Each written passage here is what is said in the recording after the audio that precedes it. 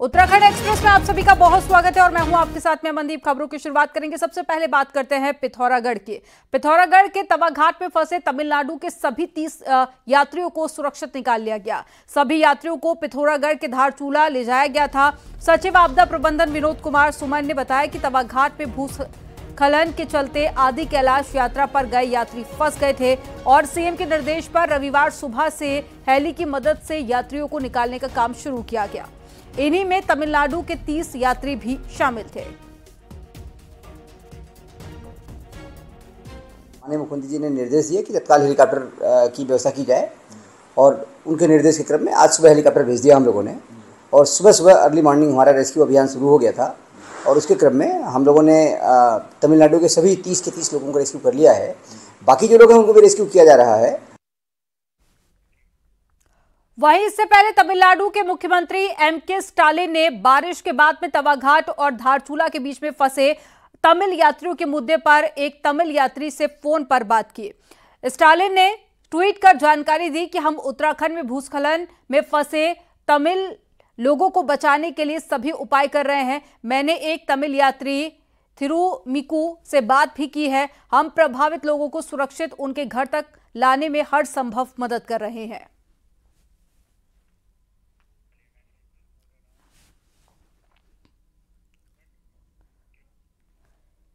उत्तरकाशी में गंगोत्री हाईवे पर चुंगी और ज्ञानसू के बीच में बनी ओपन टनल के ऊपर भूस्खलन जोन सक्रिय हो गया है। इससे सड़क सुरक्षा, गैलरी की छत और साथ ही दीवारों को खतरा बढ़ गया है। वहीं बनसूंगा से ज्ञानसू के लिए आने वाली सिंचाई नहर के साथ ही कुछ घरों में भी खतरा बना हुआ है। भूस्खलन करीब 30 से 40 मीटर हिस्से में फैल गया है और भूस्खलन के कारण पूरा मलबा और बोल्डर ओपन टनल की छत और साथ ही दीवार के पीछे गिर रहे हैं, जो कि भविष्य में टनल के अस्तित्व के साथ ही हाईवे के लिए एक बड़ा खतरा बन सकते हैं।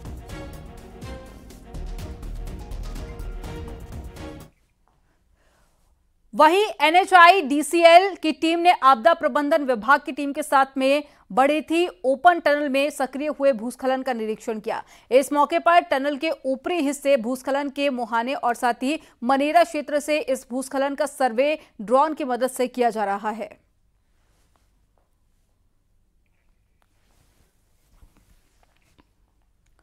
और चमोली में बद्रीनाथ हाईवे पर सफर खतरनाक बना हुआ है और चटवा पीपल पर पहाड़ी से भूस्खलन का खतरा बना हुआ है। जरा सी बारिश से पहाड़ी से मलबा और पत्थर सड़क पर आ रहे हैं। हालांकि प्रशासन की टीम मौके पर मौजूद है और बंद हाईवे को खोल दिया गया है, लेकिन उसके बाद भी यात्रियों को आवाजाही में भारी दिक्कतें हो रही हैं।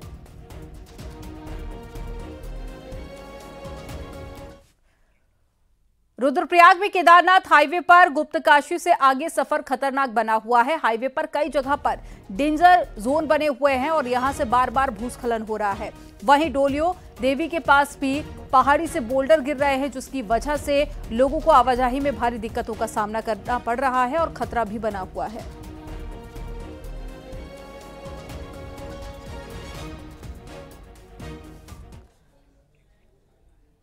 महाराष्ट्र पुलिस और साथ ही आर्मी इंटेलिजेंस की संयुक्त कार्रवाई ने आर्मी कैंप का पर्दाफाश किया। फर्जी आर्मी कैंप का पर्दाफाश किया गया, जिसके तार उत्तराखंड की राजधानी देहरादून से भी जुड़े मिले हैं। महाराष्ट्र पुलिस ने कई राज्यों में सेना के नाम पर भर्ती रैकेट चलाने वाले आरोपी सत्यजीत भारत कांबले को गिरफ्तार कर लिया, जिसने पूछताछ के दौरान बताया कि अलग अलग राज्यों से उन युवाओं को एकत्रित किया गया था जो आर्मी में भर्ती होना चाहते थे। उनको झांसे में लेकर भर्ती के नाम पर उनसे रुपए ऐंठता था और उन सभी को ट्रेनिंग के लिए देहरादून लेकर आता था, जिसका कैंप दून के मालदेवता क्षेत्र में था। ये कैंप 1 साल पहले बंद कर दिया गया था। वही मामले में एसएसपी देहरादून ने कहा कि मामले से जुड़ी जानकारी साझा होते ही कार्रवाई की जाएगी। कहीं ना कहीं एक सूचना भी प्राप्त हुई थी कि वहाँ कहीं महाराष्ट्र या कहीं पर ऐसा गैंग पकड़ा गया है जो इस तरह की ट्रेनिंग कराकर फर्जी नौकरी दिलाने की बात करते थे। पूर्व में भी ऐसी घटनाएं प्रकाश में आई थी, जिसमें पुलिस ने और एसटीएफ ने लगातार इसमें कार्रवाई करी है। अब इसमें सूचना पूरी प्राप्त होने के बाद कैसा कौन सा कैंप चला रहे थे या किस जगह पर था, वो सूचना का शेयरिंग होते ही हम इसमें भी अपने स्तर से आगे की कार्रवाई करेंगे। राजधानी देहरादून में आईएमए के साथ कई कैंट एरिया भी हैं, जिसको देखते हुए अगर हम बात करें देहरादून में, तो देहरादून में आर्मी की भी कई बार ट्रेनिंग होती रहती है। अभी हम देहरादून के माल देवता क्षेत्र में खड़े हैं। यहाँ पे भी आर्मी के से जुड़े जो लोग हैं, आर्मी से जुड़े जो सेना है, वो यहाँ पे ट्रेनिंग करती है। लेकिन अब इसका फायदा फ्रॉड भी उठा रहे हैं, क्योंकि पहले भी अगर हम बात करें तो पहले भी यहाँ पे एक आर्मी की फर्जी कैंपिंग का एक पूरा मामला सामने आया था, जिसको एसटीएफ और पुलिस ने, देहरादून पुलिस ने यहाँ पे खुलासा किया था। वैसा ही एक मामला आया अभी, जिसको महाराष्ट्र पुलिस और आर्मी की इंटेलिजेंस ने खुलासा किया, और उनका ये कहना है कि देहरादून का जो मालदेवता क्षेत्र है, यहाँ पे उनकी पूरी एक कैंप यहाँ पे तैयार थी, जिसमें वो फर्जी तरीके से यहाँ पे आर्मी से कुछ लड़कों को यहाँ पे लेके आते थे और यहाँ पे उनकी ट्रेनिंग, यानी कि आर्मी के नाम पे उनकी यहाँ पे ट्रेनिंग दिया करते थे। यानी कि ये पूरा एरिया एक बार फिर चर्चाओं में है, क्योंकि आर्मी के नाम पर एक बार फिर ठगी का मामला सामने आया है। कैमरा सहयोगी दीपक उपाध्याय के साथ मैं सत्येंद्र बर्तवाल, न्यूज़ 18 देहरादून। रुड़की के एक रेस्टोरेंट में उस वक्त हड़कंप मच गया जब यहां पर खाना खाने आए एक परिवार के सांभर ढोसे में छिपकली मिली, जिसके बाद में परिवार ने इसकी शिकायत की और मौके पर पहुंचे खाद्य सुरक्षा अधिकारी ने खाने के सैंपल लिए और जांच के बाद में कार्रवाई का भरोसा दिया। सिविल लाइन के नीलम टॉकीज के पास की ये घटना है।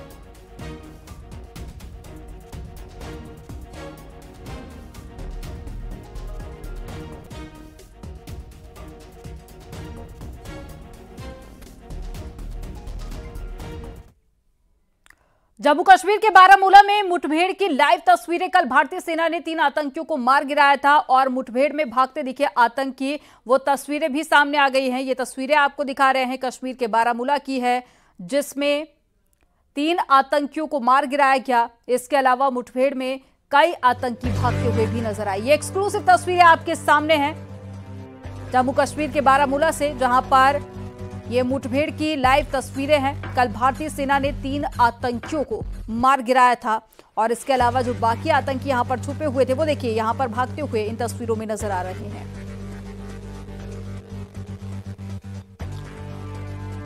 तो एक बड़ी खबर आपको बता रहे हैं, साथ ही ये वीडियो भी, लाइव वीडियो सामने आया है। एक्सक्लूसिव तस्वीरें आपको दिखा रहे हैं, जहां पर कल सेना के जवानों ने 3 आतंकियों को मार गिराया था और देखिए दोनों तरफ से फायरिंग की जा रही थी और इसी दौरान कई आतंकी भारतीय सेना से बच के भागते हुए भी नजर आ रहे हैं। लेकिन दोनों तरफ से फायरिंग हो रही थी, जिसमें 3 आतंकी ढेर हो गए।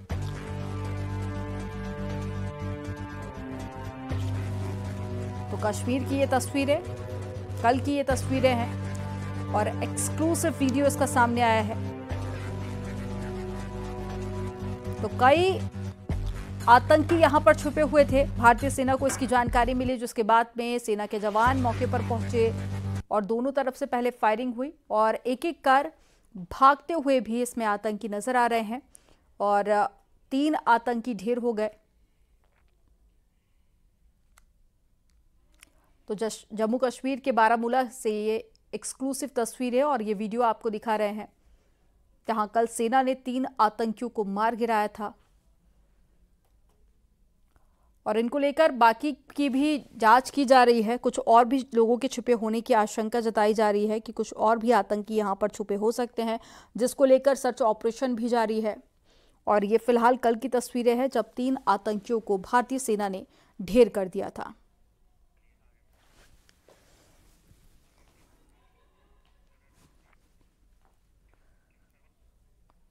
केदारनाथ में सियासत तेज हो गई है और अब की बार मुद्दा है केदारनाथ धाम में हो रहे पुनर्निर्माण के काम का। कांग्रेस कह रही है कि यहां पर हैवी कंस्ट्रक्शन हो रहा है, जो कि ठीक नहीं है। तो वहीं बीजेपी का कहना है कि विकास और सनातन का विरोध कांग्रेस का एजेंडा रहा है।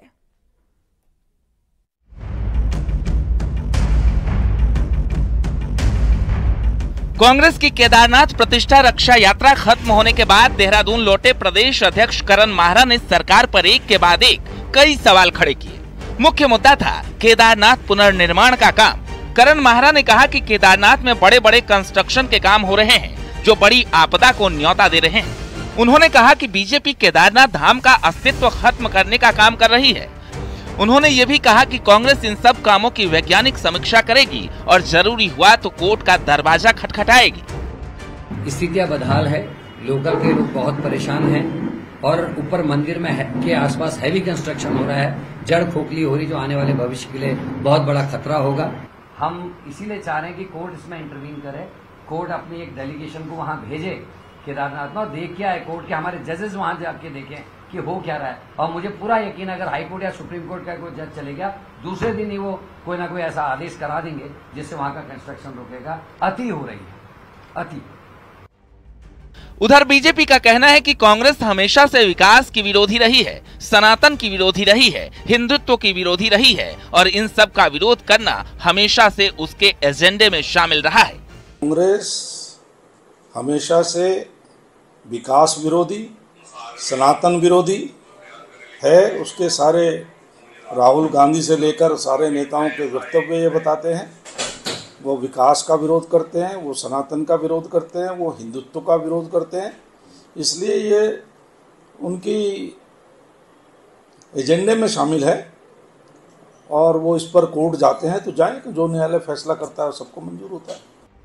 बहरहाल केदारनाथ में सोना चोरी से शुरू हुई बयानबाजी अब हैवी कंस्ट्रक्शन से होते हुए सनातन वर्सेस सनातन विरोधी पर पहुंच गई है। आस्था के इस केंद्र में सियासत अभी और गरमाएगी, क्योंकि यहां विधानसभा के उपचुनाव होना अभी बाकी है। देहरादून से सत्येंद्र बरतवाल के साथ सुनील नप्रभात, न्यूज़ 18। चंपावत स्थापना दिवस पर जिला मुख्यालय में आयोजित कार्यक्रम का सीएम पुष्कर सिंह धामी ने वर्चुअली उद्घाटन किया। इस मौके पर सीएम ने आदर्श चंपावत भू स्थानिक डैशबोर्ड को लॉन्च किया और यूकॉस्ट द्वारा इस संचालित महिला प्रौद्योगिकी केंद्र का लोकार्पण भी किया। सीएम ने कहा कि मैंने संकल्प लिया है कि चंपावत आदर्श जिला बनाए जाने के साथ ही चंपावत को देश का एक अग्रणी जिला भी बनाया जाएगा। सीएम ने आगे कहा कि आने वाले समय में विभिन्न परियोजना, गोलजू कॉरिडोर, शारदा कॉलेज और कॉरिडोर रीठा देवीधुरा मास्टर प्लान, चंपावत लोहाघाट शहर का मास्टर प्लान यहां की दिशा और दशा को बदलेगा।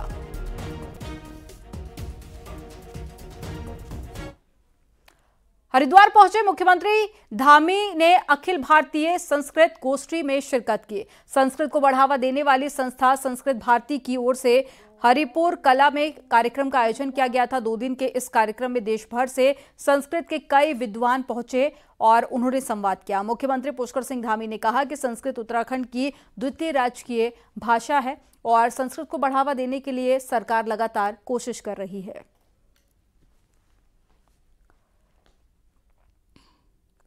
ये देव भाषा संस्कृत हमारे यहाँ जन जन की भाषा बने, राज्य के अंदर इनके प्रचार प्रसार के लिए हम पहले से बहुत सारा प्रयास कर रहे हैं और हमारे प्रयास और तेज़ी से होंगे, जिससे कि आने वाली पीढ़ी भी हमारी ये जो देव भाषा संस्कृत है ये केवल पूजा पाठ तक ही सीमित न रहे, बल्कि आम बोलचाल की भाषा बने, जन जन की भाषा। उत्तराखंड के प्रयास कर रहे हैं। पिछले दिनों हमने विधानसभा का जब सत्र गैरसैंण में आयोजित हुआ था तो वहाँ भी इस प्रकार का एक सभी को जो है भाषा सीखने के लिए होनी चाहिए, भाषा का सीखने का प्रयास करना चाहिए। एक हमने अधिवेशन में एक अलग से भी एक औपचारिक रूप से सेशन भी किया था और इसके साथ साथ बस अड्डे हैं, एयरपोर्ट है या जो हमारे सार्वजनिक स्थान हैं उन स्थानों पर हिंदी के साथ साथ संस्कृत भाषा में भी लिखने का हम लोग जो है ये काम आगे बढ़ा रहे हैं। प्रदेश भर में कार्यरत महिलाओं के करीब 5000 सेल्फ हेल्प ग्रुप से टेक होम राशन बनाने का काम छिन गया है और बताया जा रहा है कि महिला सशक्तिकरण एवं बाल विकास विभाग ने ये काम एक कंपनी को सौंप दिया है। रिपोर्ट आपको दिखाते हैं।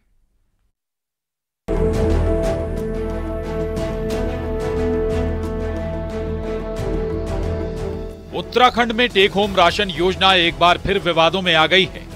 इस योजना में राज्य की करीब 5000 से ज्यादा सेल्फ हेल्प ग्रुप लगे हुए थे। इस ग्रुप की महिलाएं खुद राशन की पैकेजिंग करती थी और फिर उसे कुपोषित बच्चों, गर्भवती महिलाओं को आंगनवाड़ी के माध्यम से भेजा जाता था।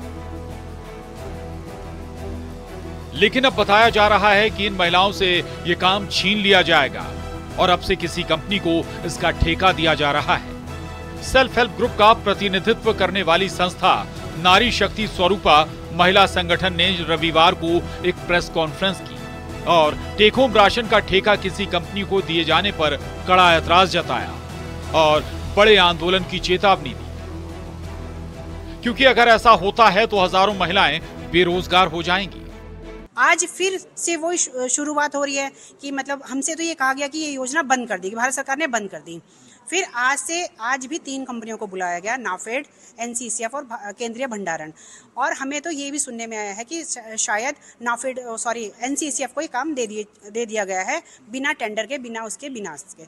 तो ये तो सीधा सीधा हम बहनों के पेट पे लात मारने वाली बात है ना। हमारे जो महिलाओं के पति बेचारे कहीं दिहाड़ी मजदूरी करते थे, उनको भी एक रोजगार मिला था कि वो अपनी गाड़ी ले जाके उसको आंगनवाड़ी तक छोड़ के आते थे।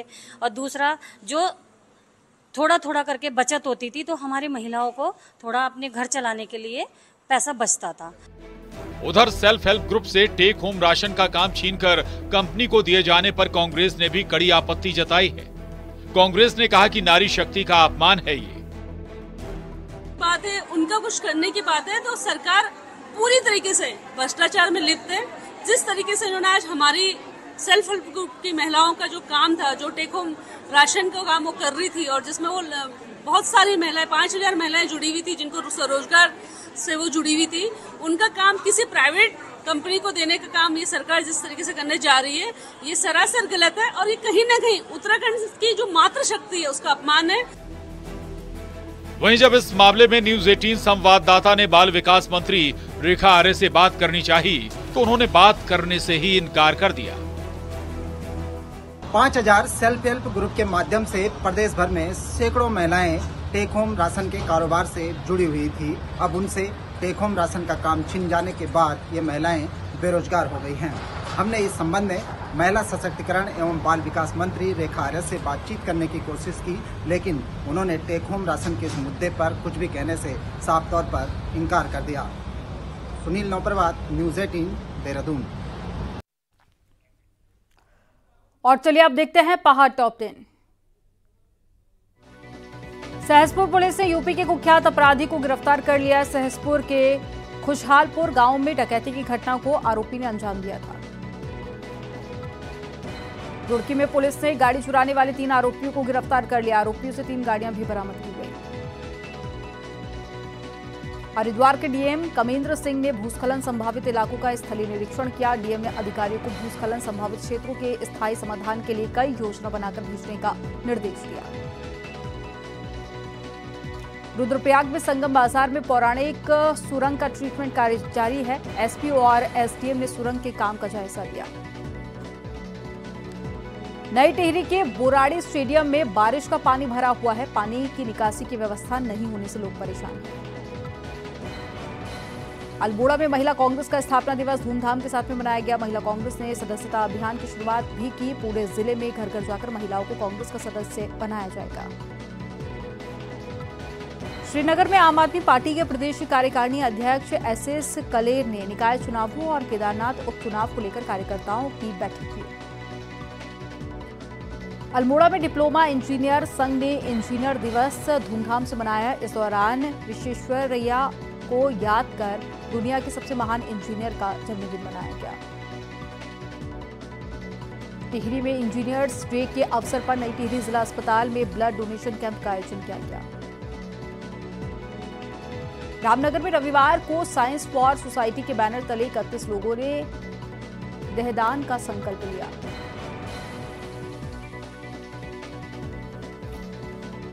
और देहरादून में डीएम सचिन बंसल और एसएसपी देहरादून ने आज यानी कि रविवार के दिन शहर का निरीक्षण किया और इस दौरान ट्रैफिक व्यवस्था, जलभराव और साथ ही सड़कों के गड्ढों को देखा। वहीं डीएम ने कहा कि शहर की ट्रैफिक व्यवस्था और अच्छी हो, इस पर पूरा फोकस है, इसलिए पूरे शहर की व्यवस्था चेक की जा रही है। वहीं आपको ये भी बता दें कि आज रविवार की छुट्टी थी, इस दौरान शहर में ट्रैफिक वैसे ही कम रहता है। हमारी और एसएसपी साहब की 2-3 बार ज्वाइंट मीटिंग हुई थी, तो उसमें ये निकल के आया था कि शहर में बहुत सारे ऐसे पॉइंट्स हैं जहाँ पे चोकिंग हो रही है, जल भराव हो रहा है और जहाँ पे कुछ माइनर इंटरवेंशन की आवश्यकता है कि कुछ स्ट्रक्चर्स अनावश्यक सड़क के ऊपर प्रोजेक्शन बना रहे हैं, उनको थोड़ा सा कर्व कर दिया जाए, ट्रंकेट कर दिया जाए, उसमें थोड़ी बहुत लैंड एक्वायर करने की आवश्यकता भी पड़े, तो वो ज्वाइंटली एक बार विजुअलाइज कर लिया जाए और ताकि हम इसमें जन सुविधा आगे ऑगमेंट कर सकें। चंद्रवंशीय राजाओं की कुल देवी और पहाड़ की आराध्य मां नंदा सुनंदा को आज विदा कर दिया गया। पूरा नैनीताल इस दौरान नंदामय दिखा तो बेटी को विदा करने का दुख भी साफ दिखा गया। रिपोर्ट आपको दिखाते हैं।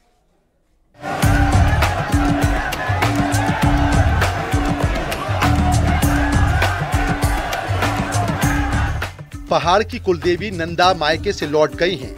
गाजे बाजे के साथ नैनीताल के साथ देश भर से आए लोगों ने नंदा सुनंदा को विदा किया।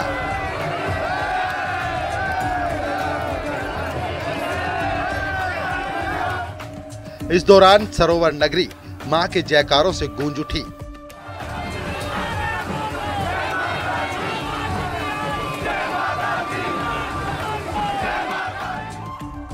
और लोगों ने भेंट देकर अपनी राज राजेश्वरी को विदा किया। नंदा की इस यात्रा में हजारों लोग शामिल हुए तो बेटी को विदा करने का दुख भी लोगों में साफ दिखा। हालांकि श्रद्धालुओं ने अपनी मां को अगले साल फिर आने का न्योता दिया। बहुत दुख हो रहा है, बहुत दुख हो रहा है। इतना मंदिर में ऐसी चहल पहल, ऐसी शांति, बारिश हुई फिर भी यहाँ कोई परेशानी नहीं है। सब माँ का आशीर्वाद है। सब एक ऐसा क्षण होता है कि खुद ही आंसू निकल पाते हैं। इनको रोक पाना बहुत मुश्किल होता है, क्योंकि ऐसा लगता है कि जिसमें हम माँ ने इतने दिन से हमें यहाँ पर सेवा का अवसर दिया सभी भक्तों लोगों को, तो आज उनकी जो विदाई है तो विदाई का क्षण ऐसा होता है कि हम बहुत भावुक उठते हैं। बहुत ही ज्यादा अच्छा लग रहा है। हमारा ये पहली बार है जब हम माता की डोली की विदाई देख रहे हैं और हमारा ये सौभाग्य है जो हमें ये देखने का मौका मिला। नंदा सुनंदा पहाड़ की कुलदेवी है, साथ ही नंदा को बेटी के रूप में भी जाना जाता है। नैनीताल में 8 सितंबर से महोत्सव शुरू हुआ, जिसके बाद प्राण प्रतिष्ठा और पूजा की गई और रविवार को मां के डोले का विसर्जन किया गया। अष्टमी के दिन हम कली वृक्ष लाके प्राण प्रतिष्ठा करने के बाद पूजा करते हैं। तो लास्ट में हिमालय को नंदा देवी पर्वत जहाँ है वहाँ को मायका को विदाई करते हैं। गाजे बाजे के साथ छोड़ा जा रहा मां को, बिल्कुल बड़े हर्ष उल्लास के साथ विदाई की जा रही है। बहरहाल नंदा कैलाश को विदा हो गई हैं और नंदा महोत्सव का भी समापन हो गया। वीरेंद्र बिष्ट, न्यूज़ 18 नैनीताल। चारधाम यात्रा से जुड़ी खबर है, जहां खराब मौसम के बाद भी रिकॉर्ड तोड़ श्रद्धालु पहुंच रहे हैं। चारों धाम में अभी तक 34 लाख से ज्यादा श्रद्धालु दर्शन कर चुके हैं। वहीं सबसे ज्यादा 11,23,000 श्रद्धालु केदारनाथ पहुंचे हैं।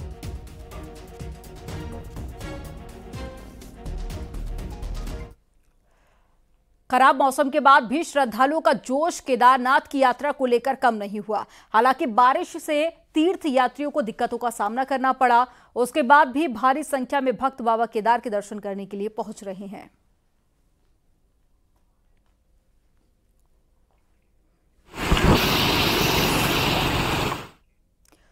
बद्रीनाथ धाम में माता मूर्ति उत्सव मनाया गया। पहले सुबह मंदिर में बाल भोग लगाया गया, जिसके बाद में उद्धव और आदि गुरु शंकराचार्य की गद्दी माता मूर्ति मंदिर के लिए रवाना हुई, जहां भगवान बद्री विशाल की विशेष पूजा अर्चना की गई और भगवान बद्री विशाल की माता मूर्ति का भी पूजन किया गया। इस दौरान सैकड़ों की संख्या में लोग शामिल हुए।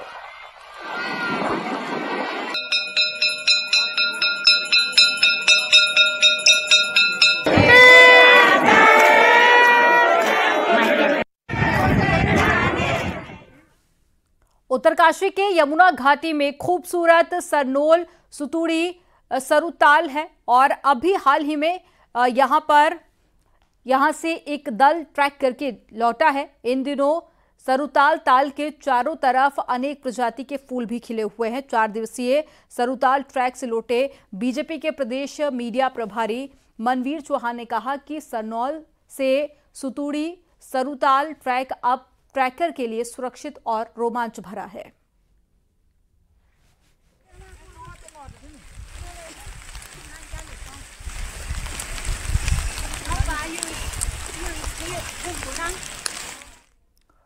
और यहां पर वक्त हो गया एक छोटे से ब्रेक का। आप देखते रहिए न्यूज़ 18।